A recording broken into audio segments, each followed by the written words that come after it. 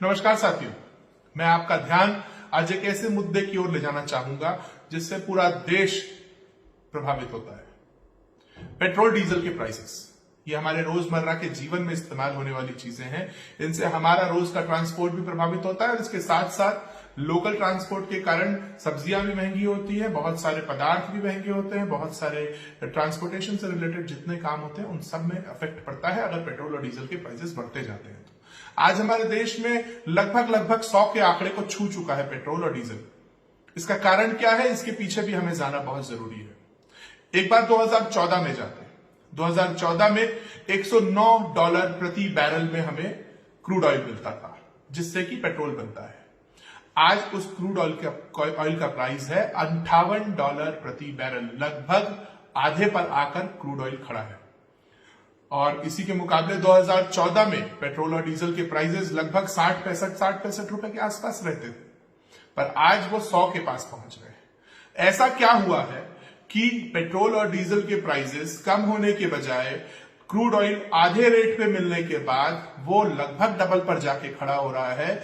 अगर इस पर आप रिसर्च करेंगे तो आपको ये मालूम चलेगा कि केंद्र की सरकार यानी कि नरेंद्र मोदी जी की सरकार आपसे प्रति लीटर पे 50 रुपए एक्साइज ड्यूटी ले रही है।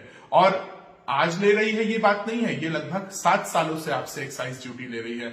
इस एक्साइज ड्यूटी के कारण हमारा पेट्रोल 50 रुपए प्रति लीटर महंगा होता है। क्या ये एक्साइज ड्यूटी कम नहीं की जा सकती है राहत देने के लिए? और इन सब के बावजूद 20 लाख करोड़ का पैकेज अनाउंस करने वाली मोदी जी की सरकार क्यों एक्साइज ड्यूटी पर 50 रुपए चार्ज कर रही है? उन्हें यह भी सोचना चाहिए। इन सबके साथ अगर हम ये बात करें कि पूरे विश्व में क्या स्थिति है पेट्रोल डीजल की, तो आपको बताना चाहूंगा, कोरोना पेंडेमिक तो छोड़िए, नॉर्मल टाइम पे भी कोई भी सरकार इतना एक्साइज ड्यूटी चार्ज नहीं करती। पूरे विश्व में, मैं कहना चाहूंगा फिर से, पूरे विश्व में कोई भी सरकार इतना एक्साइज चार्ज नहीं करती जितनी नरेंद्र मोदी जी की सरकार आपको और हमें चार्ज कर रही है। ये प्राइस जो है कोरोना के पैंडेमिक के बाद ग्लोबली पूरे विश्व में रिड्यूस हुआ है और इंडिया में बढ़ा है। तो क्या हमारी सरकार हमारी ओर संवेदनशीलता से देख रही है? ये एक बहुत बड़ा सवाल है। और मैं फिर आप लोगों को कहना चाहूंगा, 2014 के पहले जाइए और पेट्रोल के, एलपीजी के, नेचुरल गैस के दाम चेक कीजिए। गूगल आपके हाथों में है, मैं आपसे कह रहा हूं इसलिए नहीं, आप जाइए, आप फैक्ट चेक कीजिए। अगर आपको पेट्रोल और डीजल के प्राइसेस, क्रूड ऑयल के प्राइसेस में अंतर 2014 और 2019, 20, 21 में ना दिखे तो आप मुझे जो बोलिए, मैं करने को तैयार हूं।